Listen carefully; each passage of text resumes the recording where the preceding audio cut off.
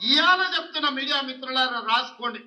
2029 ఎన్నికల్లో 2/3 మెజారిటీ మన సీట్లు ఒకవేళ 119 ఉంటే 80కి పైగా సీట్లతోని 2029లో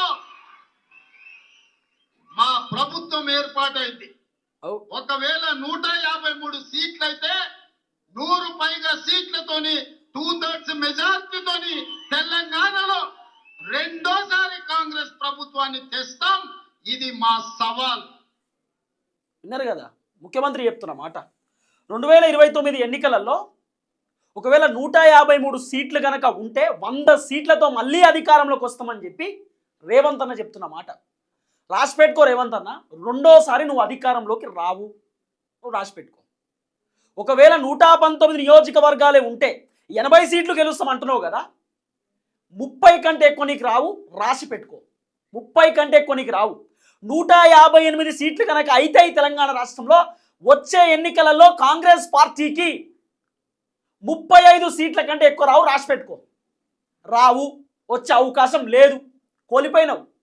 కేవలం నీ వల్ల, కేవలం తెలంగాణ రాష్ట్ర ముఖ్యమంత్రి రేవంత్ రెడ్డి మాటల వల్ల, రేవంత్ రెడ్డి వ్యవహారం వల్ల 2029లో కాంగ్రెస్ అధికారంలోకి వచ్చే అవకాశం లేదు. రీజన్ రేవంత్ రెడ్డి, ఆయన మాటలు, ఆయన పర్ఫార్మెన్స్. అధికారంలోకి వచ్చే అవకాశం ఉంది కాంగ్రెస్ మళ్ళీ, కానీ రేవంత్ అన్న వల్ల మళ్ళీ అధికారంలోకి వచ్చే అవకాశం లేదు. మర్చిపోండి.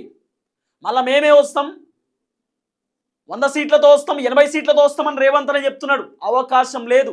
కారణం రేవంత్ రెడ్డి మాటలు. కేసీఆర్ని బూతులు తిట్టడం, కేటీఆర్ని బూతులు తిట్టడం, ఇష్టానుసారంగా మాట్లాడడం, సబ్జెక్ట్ లేదు. ఏం మాట్లాడుతున్నామో అర్థమైతలేదు.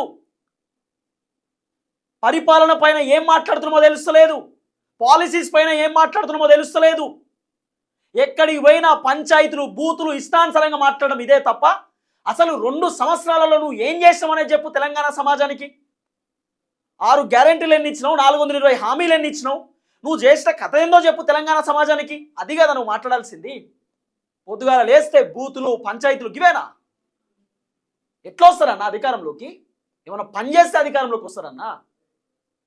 ఏం పని చేసినావో జనాలకు చెప్తే జనాలు అప్పుడు అర్థం చేసుకొని మళ్ళీ అధికారంలోకి తీసుకొస్తారు.